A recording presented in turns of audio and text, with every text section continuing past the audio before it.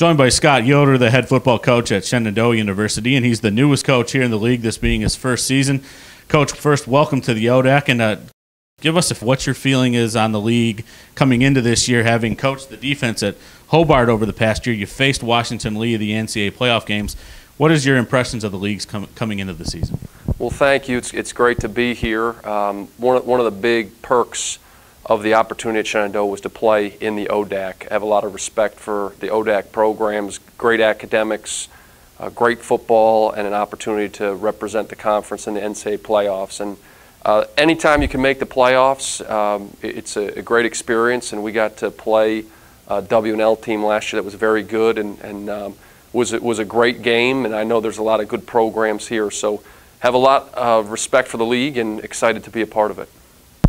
Being a new coach in the league, one of the questions that is good to ask is what type of style do you expect to play offensive, defensively, so that when we go out and watch a Shenandoah Hornets game, we know that that's a Scott Yoder coach team? The biggest thing that we're focusing on right now is just playing as hard as we can. We're not really that worried about scheme. I'd like to be very balanced on offense. I think you have to run and be able to run and throw the football to win at the highest level. Defensively, we'll be very aggressive. We'll play man coverage. We want to attack.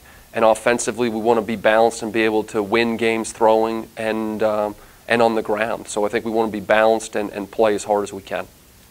Looking at both units, you have a relatively clean slate. You've got 3 all-conference guys back on the defensive side of the ball, but starting on the offensive side, you've got a running back returning in Andrew Smith, who had 9 rushing touchdowns last year, and a couple of your linemen back, but the rest of the positions out there seem like they're ready to be filled by whoever you see is earning those jobs. Talk a little bit about what you expect out of Andrew this year and who you expect to fill some of those other playmaking positions for you.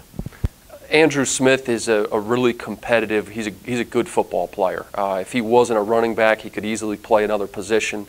But a guy that has experience and knows how to get the job done, I'm excited to see what he can do in pads. And there's a couple other guys on offense too that we're counting on. And the nice thing about being a new coach is that all those kids got a clean slate. So we're not evaluating the way they were evaluated last year. Everybody can kind of start fresh and have a new beginning. So that's exciting on the offensive side of the ball for sure.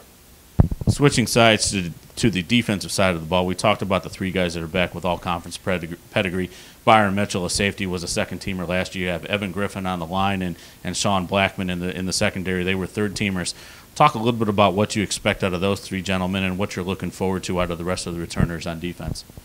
The first thing I would say with those guys is the upperclassmen have done a great job of buying in, and you hear that a lot, but they've bought into what the staff wants to do and how our program is going to be run, and that's been fantastic. Byron Mitchell is a very good athlete, and he's a great leader, and I'm really excited to coach him and all the guys. Sean Blackman, I think he doesn't even know how good he can be yet. He could be one of the best that I've ever coached at the corner position if he keeps getting better. And Evan Griffin is a phenomenal athlete and a very good defensive lineman. And we're going to really depend on him to make a lot of plays this year. This being your first year in the league, you were able to bring in an initial recruiting class. Talk about some of the guys that are from that class you think may make an impact this season.